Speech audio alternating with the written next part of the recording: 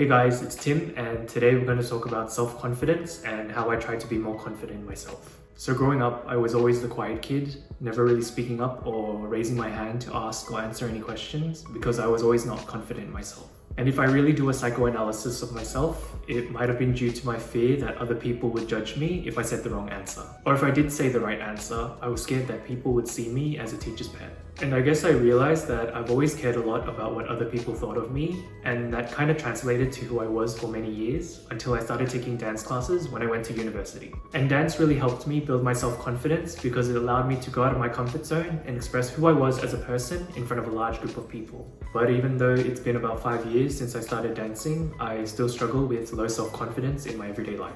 But I'm very happy and grateful for the progress I've made over the years to find that inner confidence, going from a shy, nerdy kid to a somewhat confident individual. And hopefully I can help some people to find their inner confidence as well. So the first thing I like to remind myself when I'm not confident in doing something is to realize that life's too short to care about what others think and to just do what you want to do.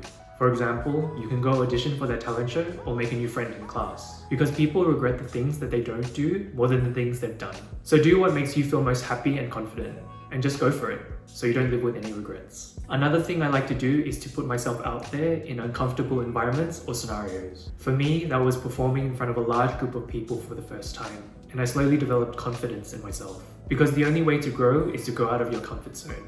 And dance had allowed me to do that. Even making a YouTube channel and posting my first video was something that was very out of my comfort zone because I never really talked in front of camera before. And when I'm filming, I feel so awkward because I always speak so slowly and have long pauses when I speak, especially when I don't have a script in front of me.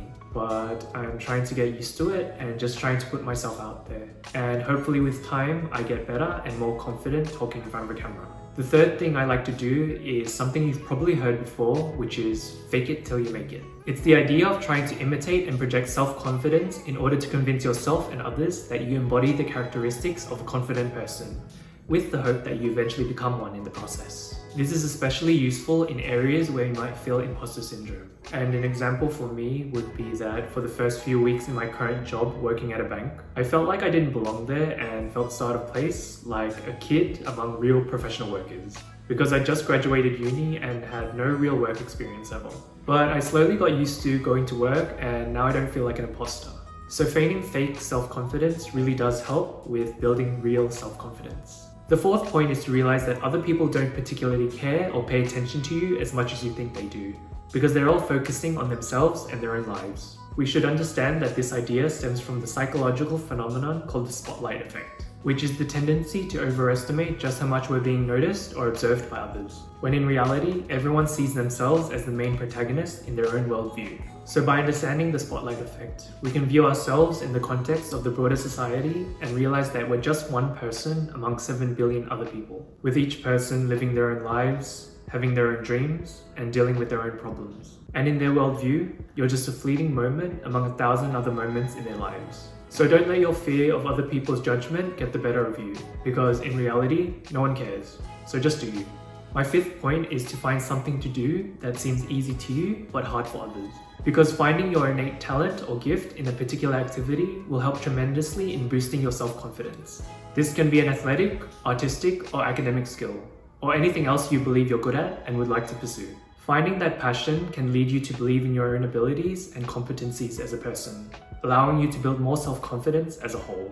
And I want to conclude with my final point, which is to believe in yourself. Even though some people might say it's cliche, believing in yourself and your own capabilities allows you to have that inner strength to face any challenge that life throws at you. Because if you don't believe in yourself, then who will? You have to trust in your skills and abilities to make your goals and dreams a reality. So have that belief in yourself, and you'll develop that inner confidence to face any obstacle in life. So that was just a few things that I do to be a bit more confident in myself, and hope that it can help other people who also struggle with low self-esteem or self-confidence. I want to also point out that there's a difference between being self-confident and being plain arrogant, and it's definitely a fine line. But if you always stay true to yourself without putting others down or inflating your own ego to appear more superior to others, then you naturally radiate an aura of inner confidence. Because true confidence is not having to prove your own value and self-worth to others, but by believing that you're good enough, just the way you are. Good luck.